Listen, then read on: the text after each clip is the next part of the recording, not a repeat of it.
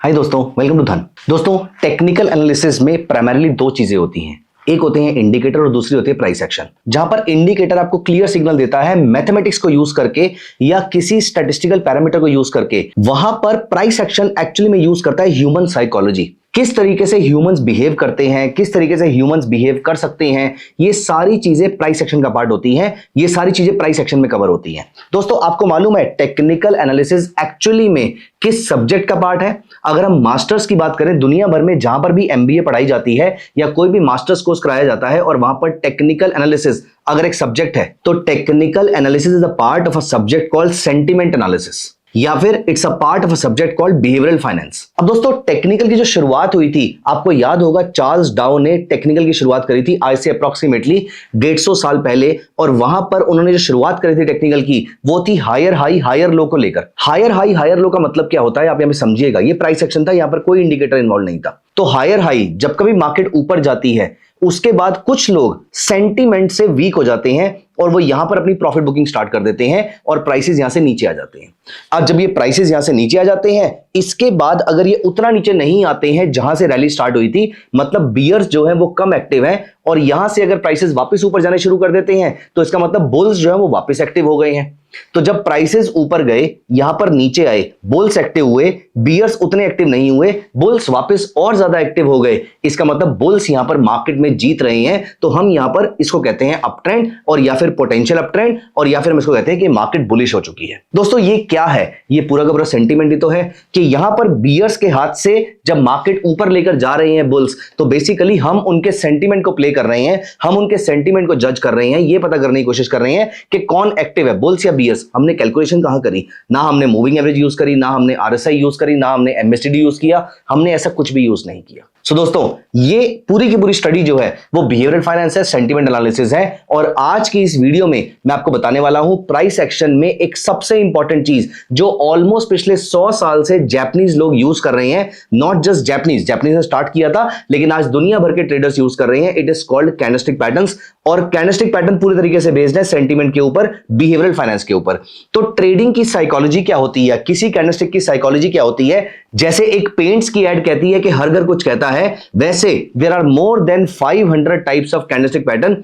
हर candle भी अपने आप में कुछ ना कुछ आपको कहती है। तो आज की इस वीडियो में हम कैंडलस्टिक की वो बिहेवियर समझने की कोशिश करेंगे, वो साइकोलॉजी समझने की कोशिश करेंगे, जिससे आपको यह पता लगेगा कि मार्केट किस डायरेक्शन में जा सकती है। तो आज की इस वीडियो में हम प्राइस एक्शन को डाइसेक्ट करेंगे। प्राइस एक्शन में एक टॉपिक उठाया है कैंडलस्टिक पैटर्न। अगर आपको कैंडलस्टिक ऑलरेडी आती भी है तो भी दोस्तों ये वीडियो आपके लिए बहुत इंपॉर्टेंट होने वाला है, क्योंकि हमने हमेशा कैंडलस्टिक को नाम से पुकारा है। बुलिश एंगल्फिंग के बाद क्या होता है, बियरिश एंगल्फिंग के बाद क्या होता है, हैमर के बाद क्या होता है, हमने आज तक कभी डिस्कस नहीं किया कि ऐसा क्यों होता है। और आज मैं आपके साथ यही डिस्कस करने वाला हूं कि ऐसा क्यों होता है। तो दोस्तों, ये वीडियो डेडिकेटेड है ट्रेडिंग साइकोलॉजी को लेकर। कैंडलस्टिक की ट्रेडिंग साइकोलॉजी क्या होती है, एक कैंडलस्टिक की साइकोलॉजी क्या कहती है, आइए मैं आपको यहां पर दिखाता हूं। और यहां पर मैं आपको लेके चलता हूं धन के ट्रेडिंग टर्मिनल पे, विच इज धन चार्ट्स। आइए, तो यहां पर हमने एक निफ्टी बैंक का चार्ट अप्लाई कर लिया है। ये डेली चार्ट है, आप चाहें तो इसका वीकली चार्ट ले सकते हैं। और नॉट जस्ट निफ्टी बैंक, आप Nifty, Asian paints, D mart, Reliance, कोई भी शेयर पिक कर सकते हैं, और डेली या वीकली चार्ट कोई भी पिक कर सकते हैं। तो यहां पर अगर आप देखेंगे, हम यहां पर समझने की कोशिश करते हैं। पहले हम ये समझते हैं कि ये वाली कैंडल क्या कहती है। हम एक रैंडम कैंडल पिक कर लेते हैं कुछ महीने पहले की। तो यहां से मार्केट ब्रॉडली ऊपर जा रही थी। ये बात पता करना कोई रॉकेट साइंस नहीं है कि यहां पर आप नोटिस कीजिए अप्रोक्सीमेटली 70% से 17 दिन में ये मार्केट अप्रोक्सीमेटली 8% के आसपास ऊपर गई है।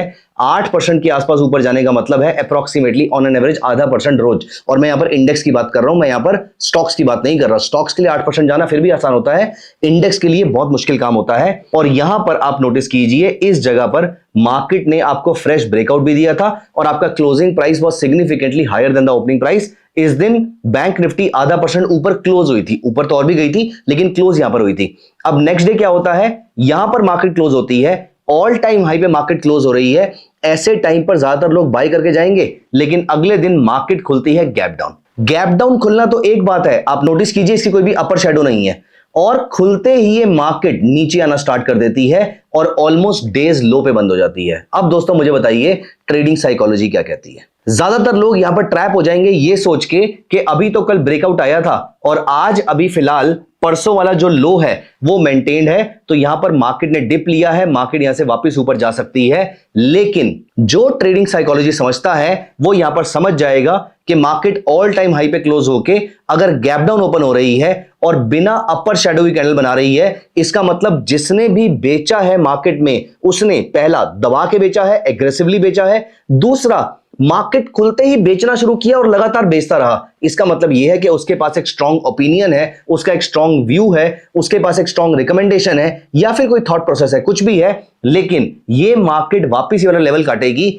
इसके चांसेस बहुत कम है। ये होती है ट्रेडिंग साइकोलॉजी। हमने इस कैंडल के पैटर्न को देख के पता लगा लिया कि ये मार्केट फिलहाल यहां से ऊपर नहीं जा सकती है। और दोस्तों आपको इसलिए लग रहा होगा कि मैं यहां पर हाइंडसाइट में देख रहा हूं इन सारी चीजों को। Let me tell you one thing, अगर आप हमारे YouTube लाइव जाकर देखेंगे तो ये सितंबर एंड 2024 की कैंडल है और यहां पर जब मैं YouTube लाइव ले रहा था तो इस दिन या इससे एक आधा दिन ऊपर या नीचे मेरा YouTube लाइव था और वहां पर मैंने ये स्टेटमेंट बोली थी कि यहां पर मुझे नहीं पता है कि मार्केट कहां पर जाने वाली है, लेकिन एक बात जिसको लेकर मैं बहुत ज्यादा कॉन्फिडेंट हूं कि मार्केट ये वाला लेवल आसानी से नहीं काटेगी। ये मैंने बहुत ही क्लियरली एक स्टेटमेंट दी थी और यहां पर मैंने बोला भी था कि मैं रिकमेंडेशन नहीं कर रहा और मुझे मालूम ही नहीं मार्केट कहां जाएगी, क्योंकि मैं ये नहीं कह रहा कि मार्केट नीचे जाएगी, लेकिन मैं ये जरूर कह रहा हूं कि मार्केट बहुत ज्यादा ऊपर नहीं जाएगी। क्या पता ये ऊपर जाए और ऊपर जाने के बाद वो साइडवेज चलती रहे, लेकिन ये वाला लेवल काटना मुश्किल रहेगा क्योंकि इसी लेवल का हाई लगा के मार्केट ने गैप डाउन दिया है। अब इस पुराने वाले हाई के ऊपर जाना is a very very difficult task. ये आपको YouTube लाइव में भी देखने को मिल जाएगा। दोस्तों ये होती है साइकोलॉजी। आप कैंडलस्टिक की अगर साइकोलॉजी को समझ जाएंगे, आपको कैंडलस्टिक का नाम याद रखने की जरूरत भी नहीं है। मैं आपको कुछ और एग्जांपल दिखाता हूं। अब आप यहां पर देखिए, इसी की अगर हम आगे की बात करें, अभी आज हम इस वीडियो में सिंगल कैंडलस्टिक पैटर्न की साइकोलॉजी स्टडी कर रहे हैं। अगर आपको 2 कैंडलस्टिक पैटर्न की साइकोलॉजी चाहिए तो आप कमेंट्स के अंदर 2 कैंडलस्टिक पैटर्न साइकोलॉजी लिख दीजिएगा, मैं उसके ऊपर वीडियो लेकर आऊंगा। वो तो और ज्यादा इंपॉर्टेंट है और उसका सक्सेस रेट तो बहुत ज्यादा अच्छा होता है। लेकिन यहां पर अभी हम सिंगल कैंडलस्टिक पैटर्न की बात कर रहे हैं, तो यहां पर ये वाली जो कैंडल थी जिसकी अपर शैडो नहीं थी और गैप डाउन खुली और नीचे आ गई, इसका मतलब ये एक बहुत ही स्ट्रॉन्ग कैंडल नहीं है। अब अगर आप यहां पर देखिए, यहां पर मार्केट जो है एक सपोर्ट जोन में ट्रेड हो रही है। मैं छोटा सा एक बेस बना देता हूं यहां पर। दोस्तों अब आप देखिए, इस जगह पर आपको मार्केट में सपोर्ट मिला, इस जगह पर मार्केट में सपोर्ट मिला, इस जगह पे भी मार्केट में सपोर्ट मिला। अब आपको 3 सपोर्ट मिल चुके हैं। अब हम चौथे सपोर्ट की बात करते हैं। चौथे सपोर्ट में अगर आप यहां पर नोटिस कीजिए, ये मार्केट शार्पली नीचे आ रही थी। जब इसने नीचे आना स्टार्ट किया तो ये बहुत ही प्रेशर के साथ नीचे आई। यहां पर आपको दिख रहा है बड़ी बड़ी कैंडल्स फॉर्म हो रही हैं, लेकिन all of a sudden market यहां पर साइडवेज हो जाती है और 1 2 3 4 5 साइडवेज कैंडल फॉर्म करती है। इसी सपोर्ट जोन से मार्केट सपोर्ट लेती है, यहां पर डोजी कैंडल फॉर्म करती है। उसके बाद भी मार्केट वापस ऊपर जाती है।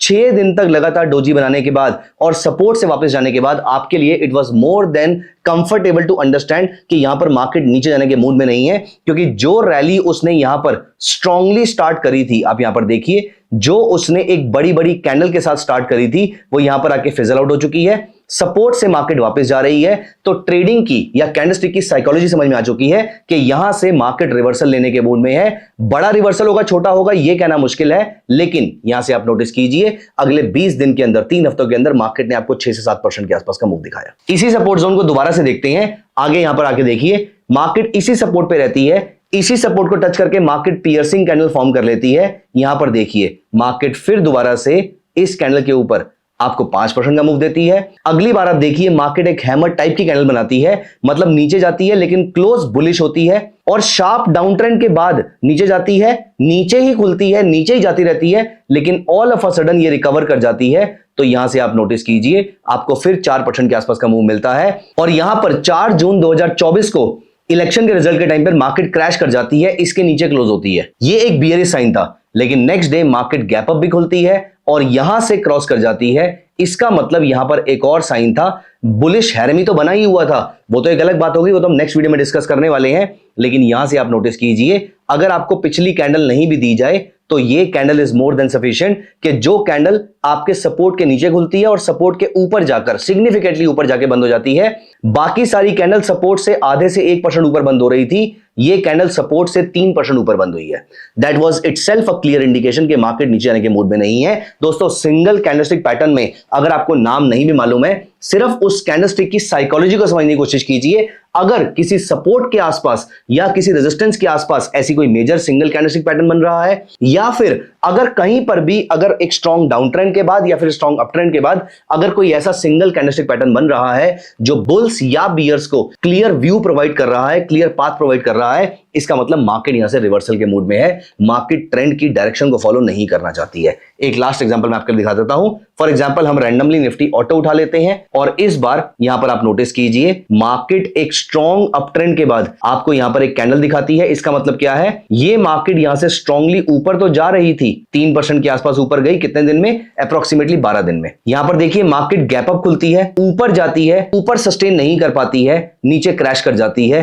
यहां पर आपकी जो कैंडल बनती है, बताइए मुझे इसका नाम क्या है, लेकिन नाम इंपॉर्टेंट नहीं है, इंपॉर्टेंट है कि इसने बताया क्या। गैप अप खुली, ऊपर गई, सिग्निफिकेंटली ऊपर गई, सस्टेन नहीं किया, वहां से क्रैश कर गई। नॉट जस्ट क्रैश कर गई बल्कि मेजर रेजिस्टेंस के आसपास के लेवल पे सस्टेन नहीं किया था। ये इसको और स्ट्रॉन्ग पैटर्न बना देता है और यहां से आप नोटिस कीजिए उसके बाद आपको शार्प डाउन ट्रेंड देखने को मिलता है।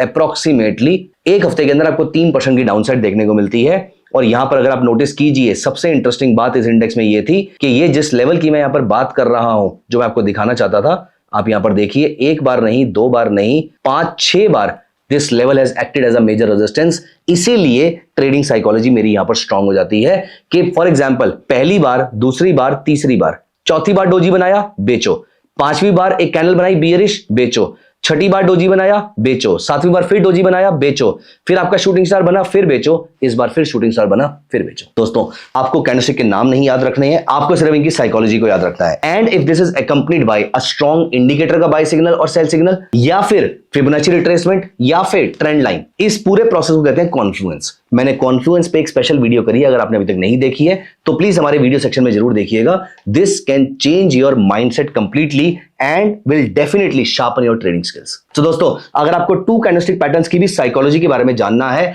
कि कैसे बियरिश एंगल्फिंग सबसे बियरिश पैटर्न कहलाया जाता है और क्यों कहलाया जाता है, और सबसे बियरिश पैटर्न पूरी मार्केट के अंदर कौन सा होता है कैंडलस्टिक में, अगर आपको ये सारी चीजें जाननी है तो कमेंट्स में लिखिए 2 कैंडलस्टिक साइकोलॉजी। मैं डेफिनेटली ये वीडियो लेकर आऊंगा। Thank you so much guys, bye bye, take care. Investments in the securities market are subject to market risk. Read all the related documents carefully before investing.